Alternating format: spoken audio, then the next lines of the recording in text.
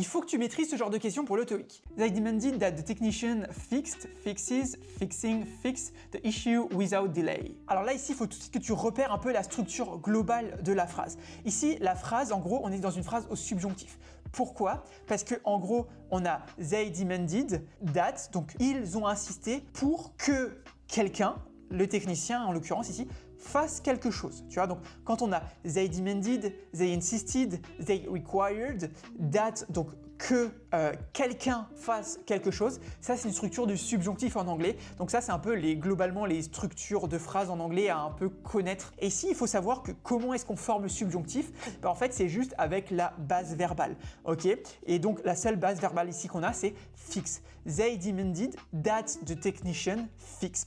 Et non pas fixes, tu vois? Parce que ici on pourrait se dire the technician fixes, donc parce que c'est du présent, tu vois, le présent à la troisième personne du singulier c'est avec un S à la fin, donc ici fixes, mais en fait non, ici on est au subjonctif grâce à cette structure they demanded that, donc they demanded that the technician, la personne, fix, donc la base verbale sans ES derrière. Donc voyons si c'était la bonne réponse et c'était bien ça, parce que tu vois ils disent après demanded that on utilise le subjonctif et ce qu'ils disent concept de grammaire, tu vois après le verbe demand suivi de that on utilise la base verbale, le subjonctif pour exprimer une demande ou une nécessité, that, il fixe. D'ailleurs, si jamais tu veux t'entraîner sur la plateforme là, c'est une plateforme d'entraînement spécialement dédiée à l'entraînement pour le TOEIC. Tu vois là par exemple, tu as un concept de grammaire, mais on t'explique aussi genre pourquoi chaque bonne réponse est vraie ou fausse. Tu as aussi comment arriver à la bonne réponse, tu vois, genre repère que la phrase commence par they demanded that, ce qui introduit une proposition subordonnée au subjonctif en anglais.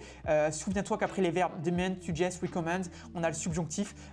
Donc voilà, n'hésite pas à aller voir, c'est sur www.top-students.com dans ton navigateur ou Top Students TOEIC sur Google, tu verras, ce sera un des premiers résultats. Donc va voir, tu vois, tu as plein de questions comme ça avec chaque fois les explications pour comprendre pourquoi tu as juste, pourquoi tu as faux.